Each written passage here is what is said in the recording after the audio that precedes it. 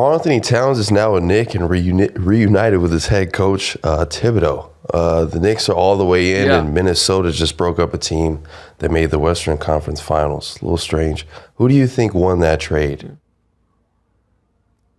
Maybe nobody. This is a weird one to me. So let's start with Minnesota's side of it. I don't think Karl-Anthony Towns is really a winning player. I know he has the big numbers. I think the personality doesn't seem to really jive with Anthony Edwards. From what I hear, Chris Finch wasn't devastated about this trade. I get that.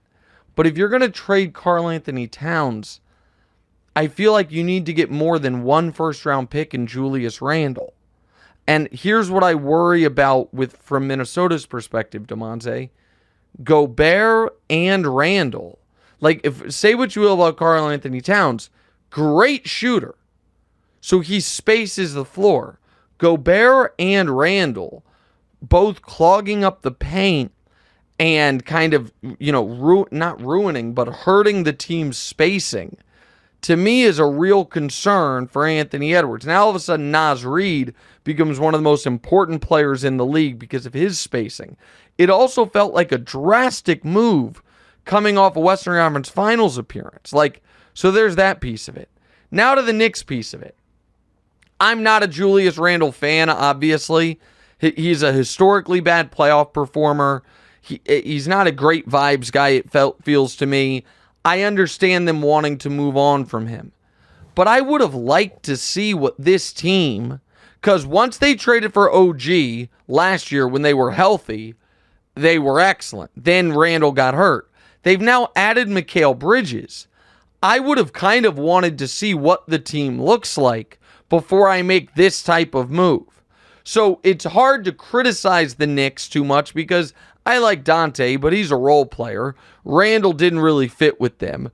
Now, Brunson has amazing spacing, and you're a team that can deal with the defensive limitations of Karl-Anthony Towns because you have Bridges, Anunoby, Josh Hart. You have excellent defenders. But I don't hate the move for the Knicks.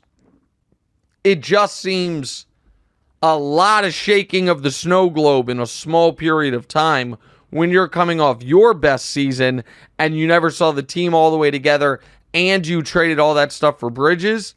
It's really confusing for me from the Timberwolves' perspective.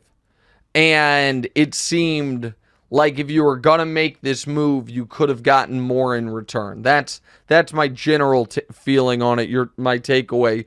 On your end, as someone that wants to see the Celtics repeat, did this trade bum you out? Does this make you more scared of the Knicks? No. No, I don't think Cat has never scared me, and I don't think any team is really going to scare me as far as the Celtics go. We won that finals very easily last year, and I think we're going back, and I don't think this is going to hurt our chances at all. But I do think it screws up Minnesota. It's like they had the kryptonite to the Nuggets, who are obviously a really good team. So that's the other thing that I do wonder if this signals that the Timberwolves, I don't know about the rest of the West, but the Timberwolves at least don't look at it like, all right, we have to build a team to beat need to beat the Nuggets Denver. now. Right. Yeah, it might be that they're less concerned exclusively about Denver, and I do find that interesting. Hey, thanks for watching. Hit the subscribe button to get more from the show, and make sure to click the bell to get notified every time new content drops. Check out full episodes of What's Right wherever you get your podcasts, or just click the link in the description below.